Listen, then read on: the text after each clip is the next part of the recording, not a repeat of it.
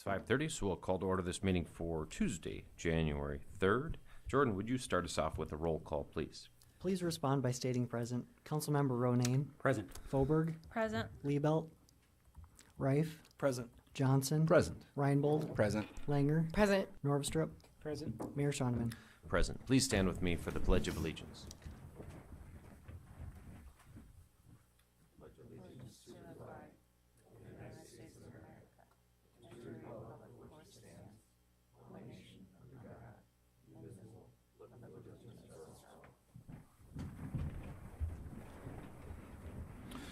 We do have a requested amendment for our approval of this week's agenda, which is in the consent calendar, item number C1, which is the bids for Klein Street Storm Sewer Improvements. City Engineer Robin Bobzien would like to withdraw that item. But aside from that alteration, can I get someone to make a motion to approve this week's agenda? So moved with the change to consent calendar C1. Second. Got a motion from Councilman Reinbold and a second from Councilman Johnson with that amendment. All in favor, please say aye. Aye. Aye. Opposed, nay. Motion does carry. Next, we've got the approval of the minutes of last week's meeting, which took place on December 27th. Entertain a motion to approve those minutes. So moved. Second. Got a motion from Councilman Reinbold and a second from Councilman Reif. Any input from anyone in the council about the contents of those minutes before we take our vote? All in favor, please say aye. Aye. Opposed, nay. Motion carries. Next, we've got our consent calendar. As I see no one has signed up to speak at our open forum, our consent calendar consists of 6 items of routine city business, keeping in mind that we've got one withdraw for the bid date on January 17th of that Klein Street Storm Sewer. I would entertain a motion to approve our consent calendar for this week. So moved. Got a motion from Councilman Ronayne and a second from Councilman Norvstrup. Anything from the council on this before we take our vote? All in favor, please say aye. Aye. Opposed, nay. Motion carries. We'll move along to our new business, where we've got a possible first reading of an ordinance 230102, which amends our city's code regarding sidewalks, or required sidewalks. And to lead us into that discussion will be City Manager Joe Gaa. Joe, what can you tell us about our sidewalk ordinance alteration? Yes, thank you. I'll introduce this, and there may be some input from some other staff members depending on your questions. But this is something that kind of falls under our goal of constantly looking at ordinances and how they are effective or not effective. And this kind of addresses something we tend to call sidewalks to nowhere. And so we have a city ordinance that says if you build a structure, you have to put a sidewalk there. It doesn't take any account to if there's sidewalk on either of the properties on either side. There was a little bit of a discussion in there if it was curb and gutter, but you could build a house at the end of a brand new subdivision and have to put a sidewalk in.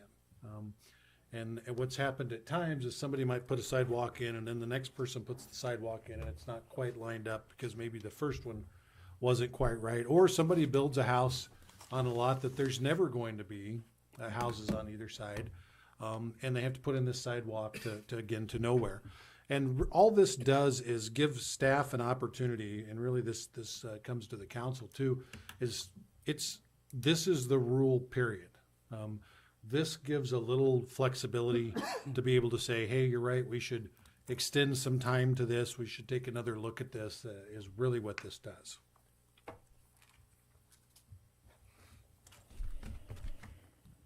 Well, I'd move to approve it.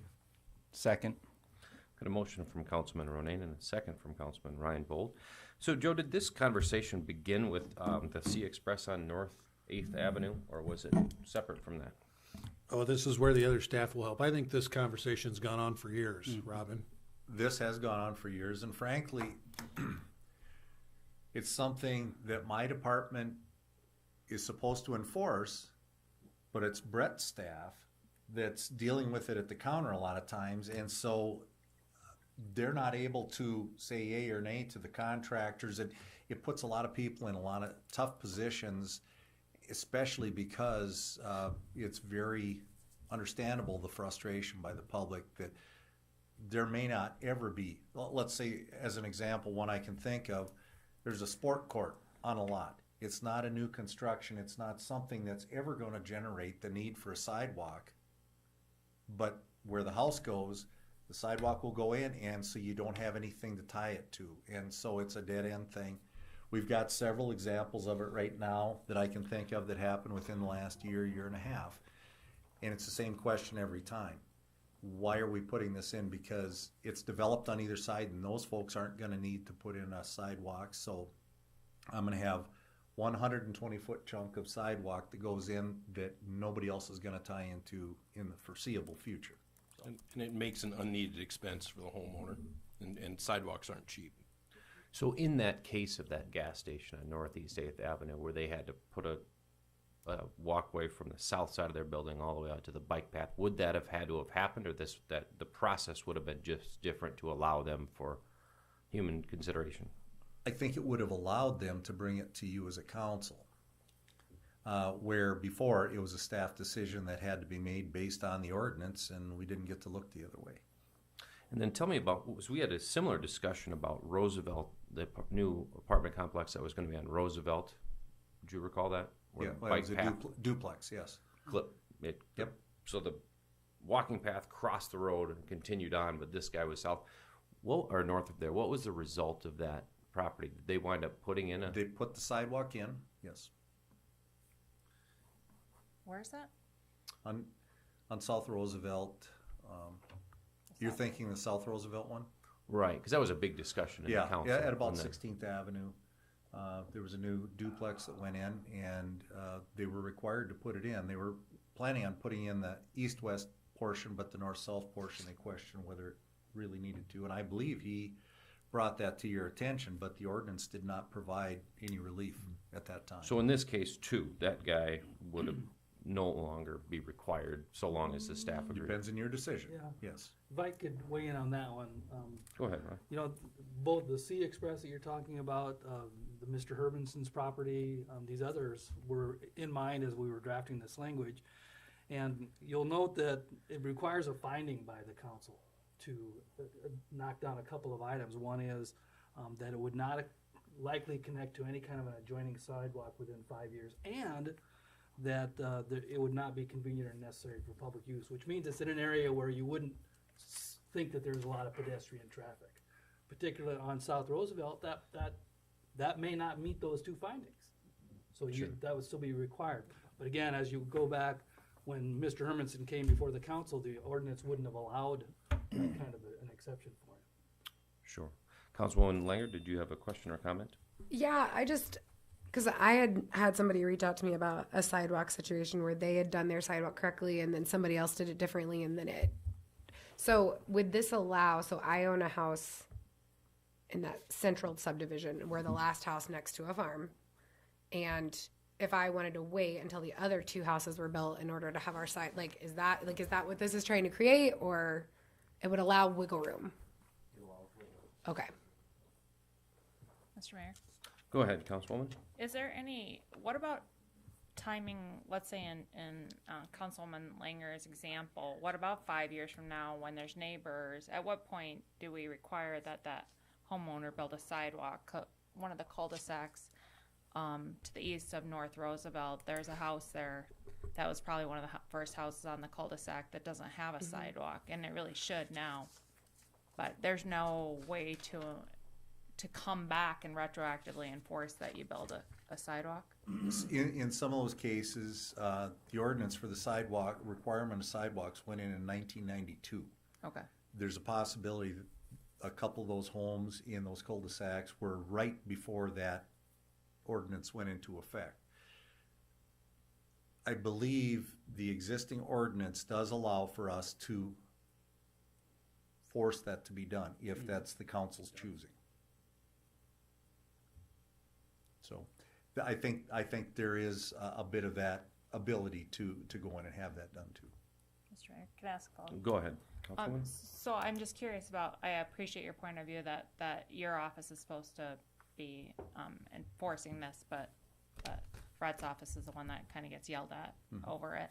But what happens, how does that look 5 years from now when in the Councilman Langer's example, you all are sending them a letter saying you must build a sidewalk now, and they're like, you told me 5 years ago I bought this house from someone else who told me that I was never going to have to build. I mean, I don't feel like this makes it go away necessarily. So how do you legally let the person know? Like, can you add, is there a way, I don't know enough about real estate law, can you put that as something on the transaction of selling that house and the recognition that there might be a sidewalk required to be built at some point?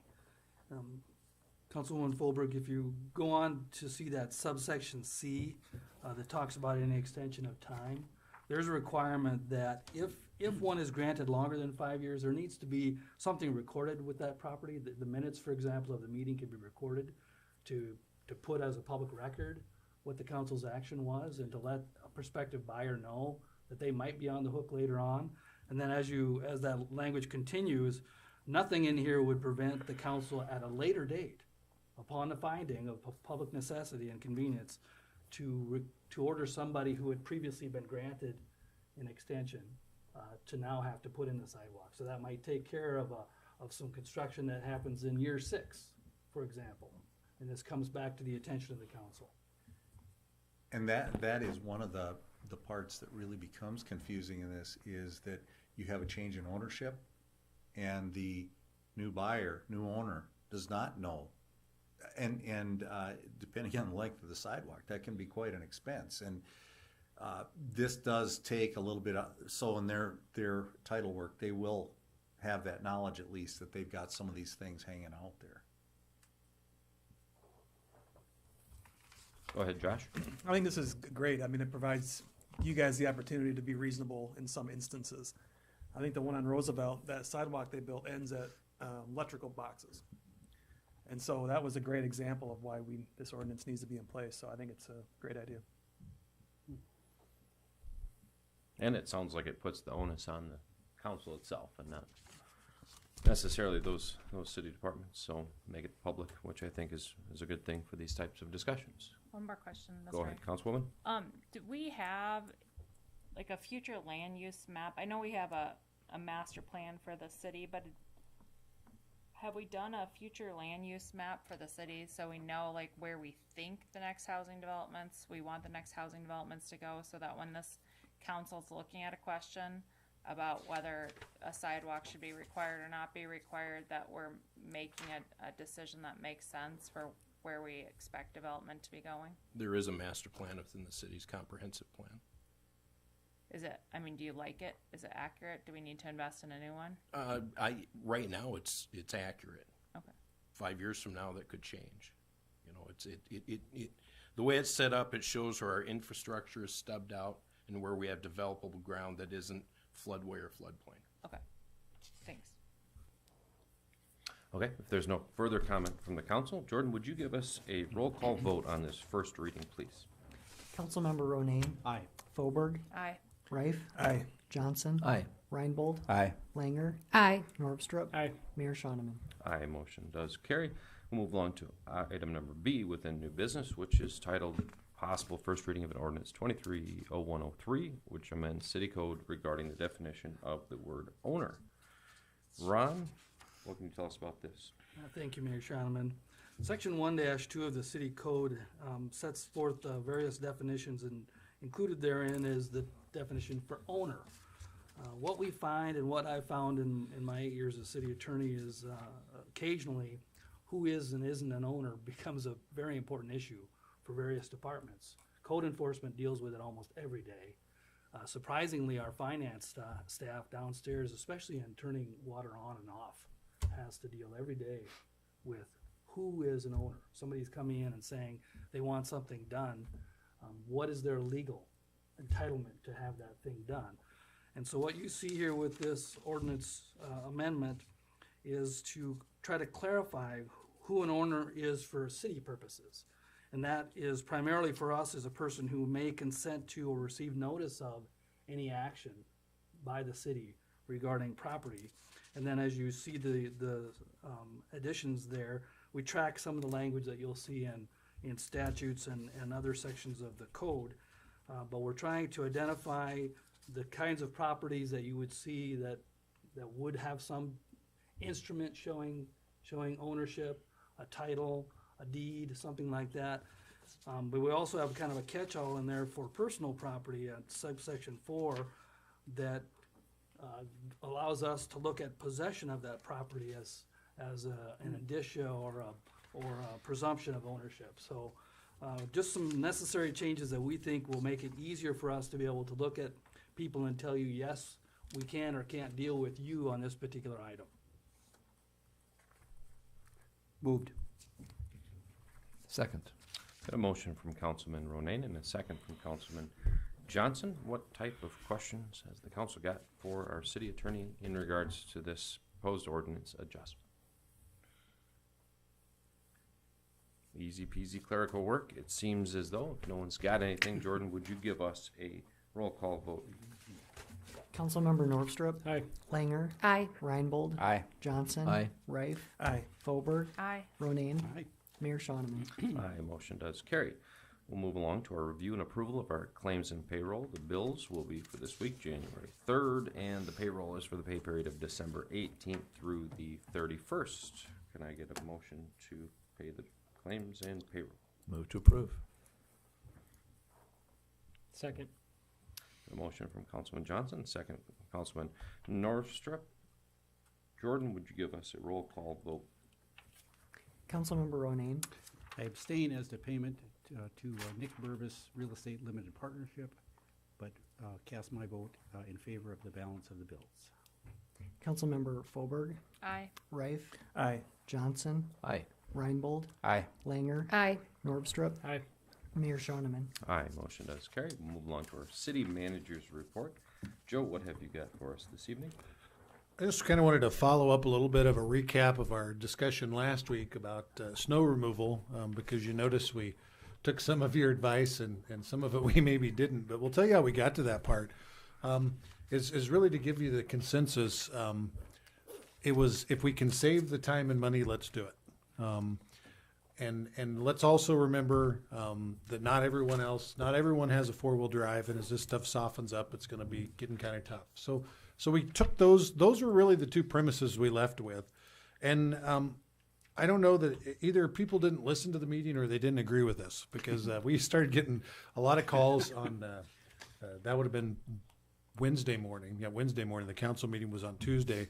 And Robin and I did what we call the Impala test. We're going to call this the Impala test now, where we took a city-owned Impala and we took it out to most residential, in every one of your districts. We would have hit some residential streets.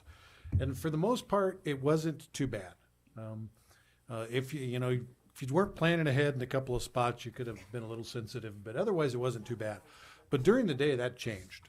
Things really started softening up. Robin saw that. 10 a.m.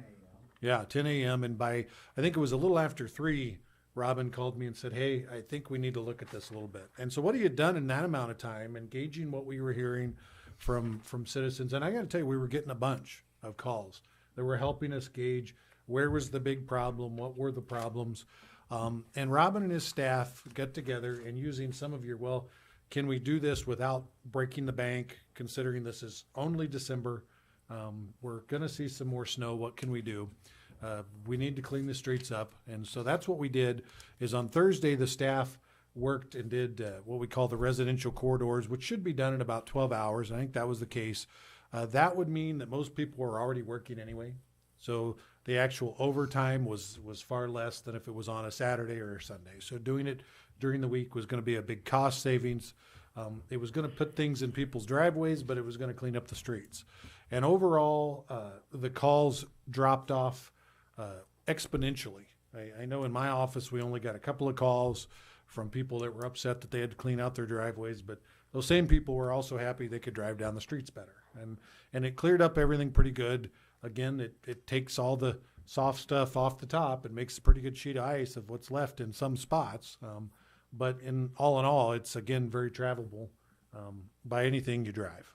So that's good. And we're ready for the next storm, I think, that comes in, whether we want to be or not.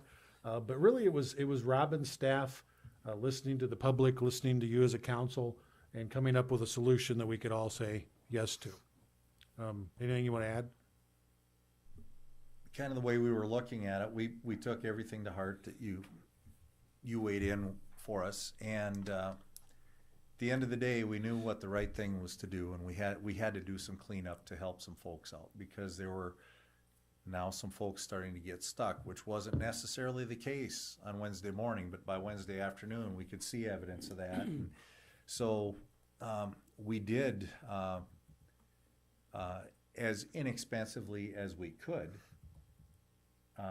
and nowhere near the number that I had given you earlier, which took into account probably every cost that you could encounter, looking at cost of running every blade and so on. We did do it probably for a third of the cost. So, and if I had given you that number at that time, there's a possibility you would have said, just go ahead and do it. I don't know. But we did try to make sure we weighed the costs and everything, and still do what we could for the public. So I think we need to throw in there too that one thing that was different is our notice was different. It didn't say that if you're in the street, you're going to be towed and ticketed. It said that if you're in the street, you might be blocked in, or we might not be able to do your street. So it really put that back to, we're not going to come in and create your cost, increase your cost too. But if you want us to clean your street, please help us. And I think overall, that's not something we've done before. And I think it was not a bad strategy. We probably wouldn't be able to use it all the time, but given that this was a different thing, it wasn't after a fresh snowfall, people might not be really thinking about it. I think it worked. Thank you, gentlemen. Councilwoman Langer? I just have a question. When you take the Impala out, who drives, and what happens if you get stuck? Well, in this case, I would drove. like to drive next time. In this case, I drove and I don't get stuck. So, so Robin would have had to push. That's. We might need to try a Prius test though, because those Impalas weigh like 2 tons, don't they? And especially when you put us in it. So, and that's all I have. Thanks. Thank you, Joe. Let's take a 5-minute break while we allow the room to clear, and then we'll take a motion to join executive session once we return. I got my car stuck and Scott's car stuck. That's impressive, Tiffany. Right? Well, in my defense, the city people were trying to plow my street and they made me anxious, and then I got